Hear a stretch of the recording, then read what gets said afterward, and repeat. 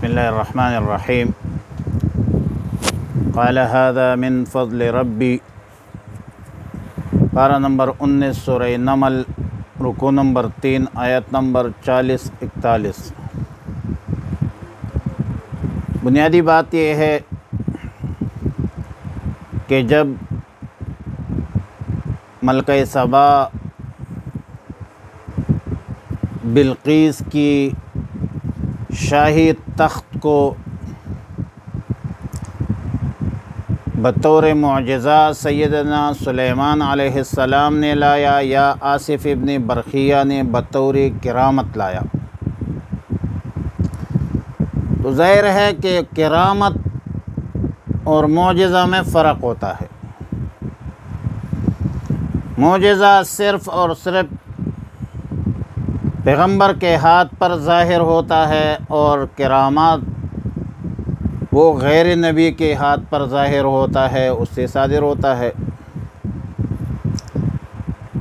اور حقیقت تو یہ ہے کہ جس طرح معجزہ میں اسباب طبعیہ کا عمل دخل نہیں ہوتا اور براہ راست اللہ ہی کا فعل ہوتا ہے، اس طرح فرمایا وَمَا رَمَيْتَ إِذْ رَمَيْتَ وَلَكِنَّ اللَّهَ رَمَى، اسی طرح کرامت میں بھی اسباب کا کوئی عمل دخل نہیں ہوتا، بلکہ یہ اللہ ہی کی طرف سے ایک کام ہوتا ہے۔ اور پھر معجزہ اور کرامت دونوں خود صاحب معجزہ صاحب کرامت کے اختیار میں نہیں ہوتا، بس فرق اتنا ہے کہ اگر کوئی خارق العادت ایک عجیب و غریب کام جو عادت سے ہٹ کر ہے، خلاف عادت ہے، ایسا کام نبی کے ہاتھ پر ظاہر ہو جائے تو وہ معجزہ ہوگا، اور غیر نبی کے ہاتھ پر ظاہر ہو جائے تو وہ اس کو کرامت کہا جائے گا۔ واقعہ مذکورہ میں اگرچہ درست یہ ہے کہ یہ شاہی تخت کا لانا سیدنا سلیمان علیہ السلام کے اصحاب میں سے آصف برقیہ کے ذریعہ ہوا تھا، لیکن اہم بات یہ ہے کہ ولی کی کرامت پیغمبر کی کمالات کے عکس ہوتی ہے اور انہیں سے مستفاد ہوتی ہے۔ اور پھر آگے فرمایا فَلَمَّا رَآهُ مُسْتَقِرًّا عِنْدَهُ،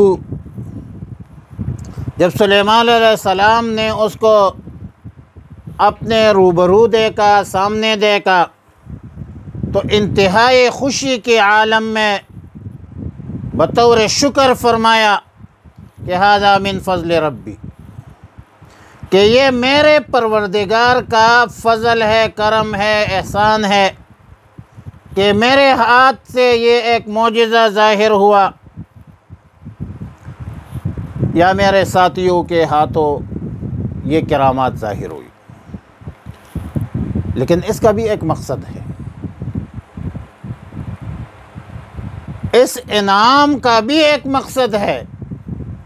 خود فرماتے ہیں کہ لیبلونی، تاکہ میرے آزمائش کرے کہ آیا میں اس نعمت پر شکر ادا کرتا ہوں یا خدا نخواستہ ناشکری کرتا ہوں۔ اور جو بندہ شکر ادا کرتا ہے وہ اپنے لیے کرتا ہے، اپنے واسطے کرتا ہے۔ وَمَنْ شَكَرَ فَإِنَّمَا يَشْكُرُ لِنَفْسِهِ،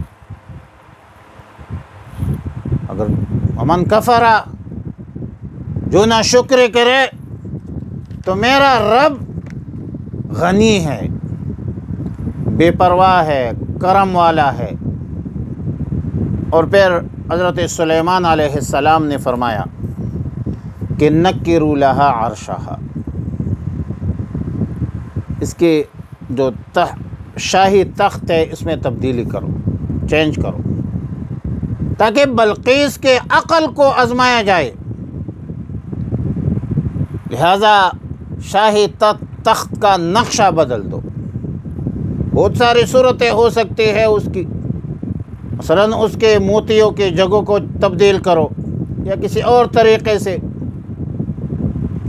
پھر ہم دیکھیں گے کہ بلقیس کو پتہ لگتا ہے یا نہیں، یا بلقیس کا ایسی باتوں پر نظر ہے یا نہیں ہے۔ پہلی صورت میں یہ معلوم ہو جائے گا کہ یہ عقل مند ہے اگر وہ ان باتوں پر نظر رکھتی ہے، یا بلقیس کو ان باتوں کا پتہ لگتا ہے تو یہ عقل مند ہے، اور عقل مند سے ہی حق بات کی امید کی جاتی ہے۔ عقل مند حق پہچاننے میں ہدایت پاتا ہے، اور حق کی پہچان کے بعد اس کے دورس اثرات تک پہنچتا ہے۔ دوسری صورت میں اگر وہ ان باتوں پر توجہ نہیں دیتی تو یہ ان کی عدم عقل کی دلیل ہے، اور غور و فکر نہ ہونے کی بنیاد پر حق تک پہنچانے کی امید کم ہوگی۔ معلوم ہوتا ہے کہ عقل اسباب علم میں سے ہے، ایک اہم سبب ہے، حق تک رسائی کا ذریعہ عقل ہے۔ اس لیے شرح قائد کے متن میں عمر نصفی لکھتے ہیں اسباب العلم ثلاثۃ، علم کے اسباب تین ہیں، وحی ہے، عقل ہے، حواس ہے۔ بعض چیزیں ایسی ہے جس کا حواس و ادراک ہمیں حواس خمسہ سے ہوتی ہے، اور بعض چیزیں ایسی ہے جس کا احساس ادراک ہمیں حواس خمسہ سے نہیں ہوتی، بلکہ اس کے لیے عقل استعمال کرنی پڑتی ہے۔ لیکن کچھ چیزیں ایسی ہیں جہاں حواس بھی کارآمد نہیں ہوتی، عقل بھی کارآمد نہیں ہوتی، وہاں پر وحی کی ضرورت پڑتی ہے، جیسا کہ جنت، دوزخ، پل صراط، عذاب قبر۔ یہ چیزیں تو حواس سے، عقل سے معلوم نہیں، یہ ماوراء العقل ہے، تو وہاں پر وحی کی ضرورت پڑتی ہے، اور وحی ہدایت کا سب سے عظیم ذریعہ ہے۔ فرمایا قال فلما رآہ، جب دیکھا اس نے اس عرش کیا، فلما رآہ، جب دیکھا اس نے اس تخت کو، مستقرن رکھا ہوا، عندہ اپنے پاس۔ فرمایا قال ھذا من فضل ربی، فرمایا کہ یہ ہے میرے رب کا فضل، لیبلونی، تاکہ وہ مجھے آزمائے، اشکرو، کہ میں شکر ادا کرتا ہوں، ام اکفر، یا کفر نہ شکر کرتا ہوں۔ ومن شکر، اور جو کوئی شکر ادا کرے، فانما یشکر لنفسہ، تو بس وہ شکر ادا کرتا ہے اپنے لیے۔